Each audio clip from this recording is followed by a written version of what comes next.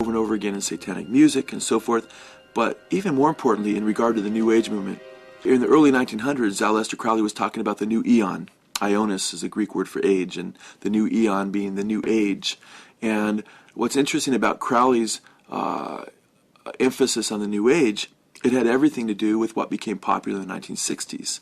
In his shocking 10-hour documentary, They Sold Their Souls for Rock and Roll, Pastor Joe Schimmel exposes the role of music in furthering the New Age through the 1960s counterculture movement and reveals Aleister Crowley as the patron saint of rock musicians.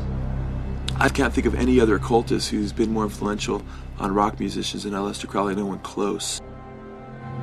London Times called Crowley the unsung hero of the 1960s. In fact, if you look at the 1960s counterculture leaders, John Lennon, he said his whole philosophy was, and he quoting Aleister Crowley's axiom, do what thou wilt, was the whole Beatles philosophy, he said in his interviews before his death was do what thou willst. And they put their heroes up on Sgt. Pepper's Lonely Hearts Club Band album, and who did they place there? Aleister Crowley.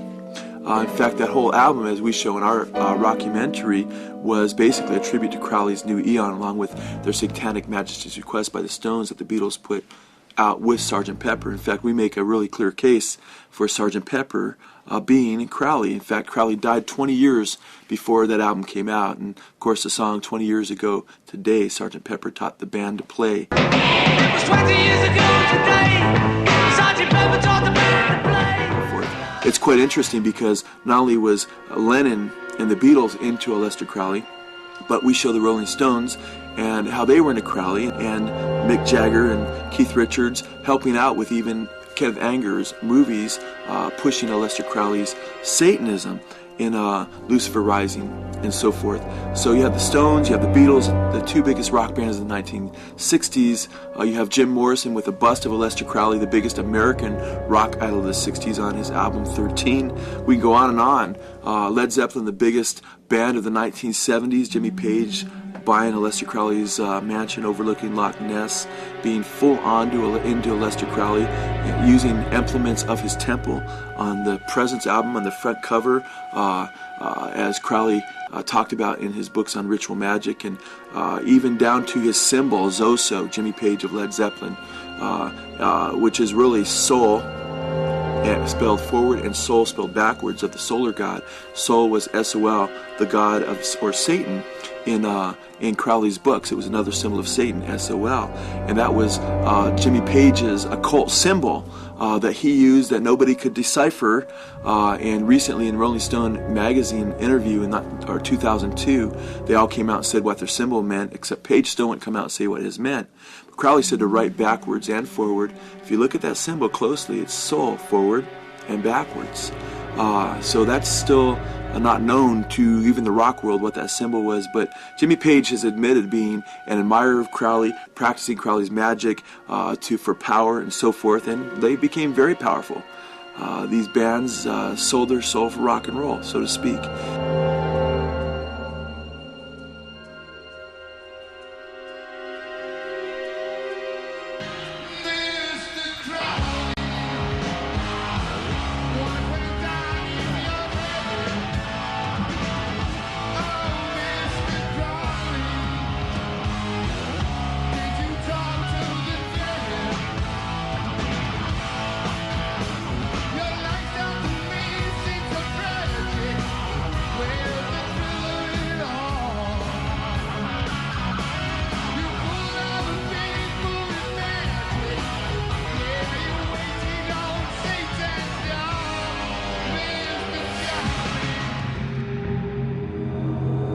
This chilling song, performed by Crowley disciple Ozzy Osbourne, is said to reveal perhaps the darkest side of the New Age. In the latter half of the song, listen as Osbourne calls upon Crowley, known as the Great Beast, to ride his white horse. Schimmel and others believe this to be symbolic of the coming Antichrist, known as the first horseman of the apocalypse. In the book of Revelation we read, "And I saw, and behold, a white horse, and he that sat on him had a bow, and a crown was given unto him, and he went forth conquering and to conquer." In his writings, Aleister Crowley would refer to Antichrist as the crowned and conquering child, the Lord of the Eon.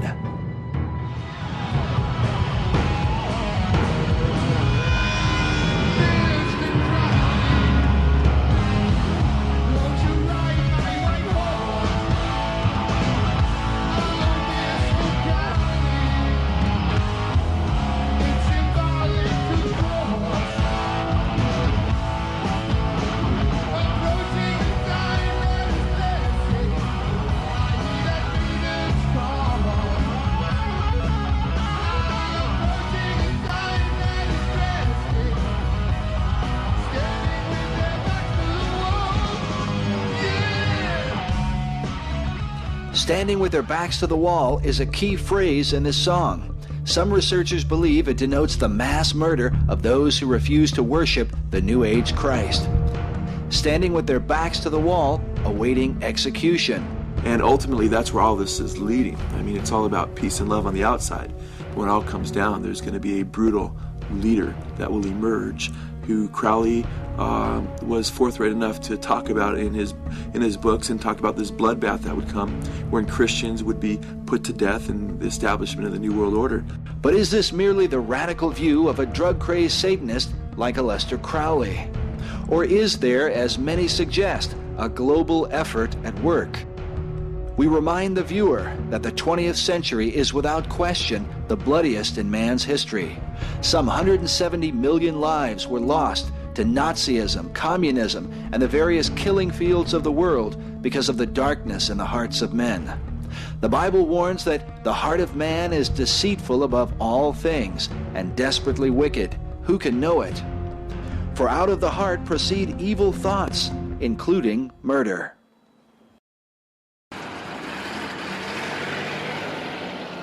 Next, we turn to the town of Elberton, Georgia, the granite capital of the world.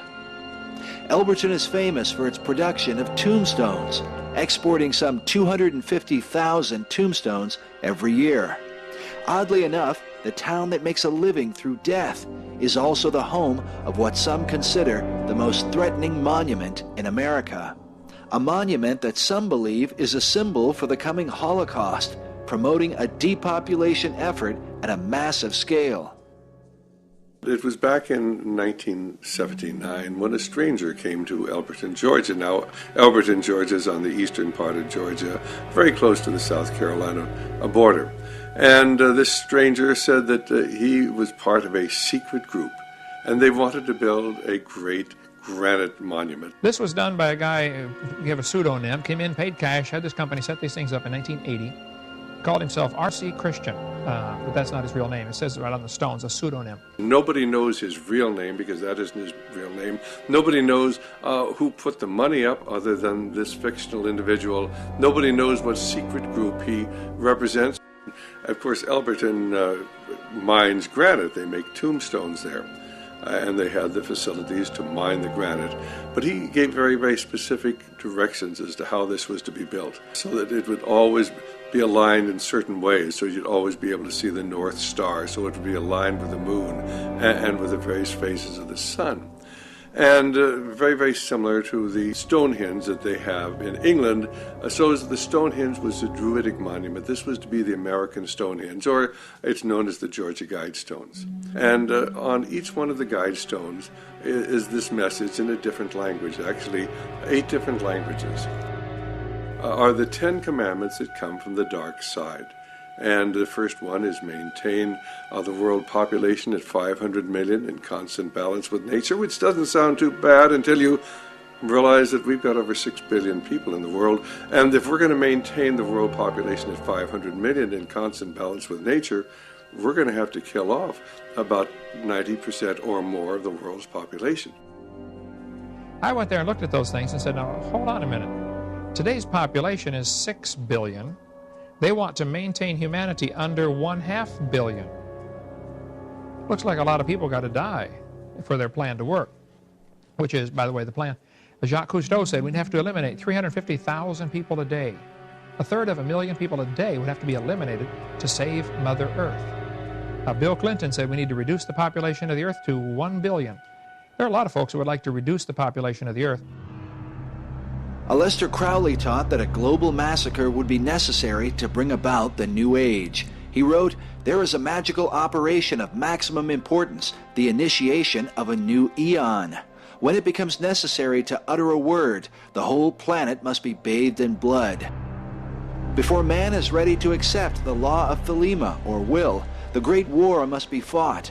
This bloody sacrifice is the critical point of the world ceremony of the crowned and conquering child as Lord of the Eon. This initiation takes place to remove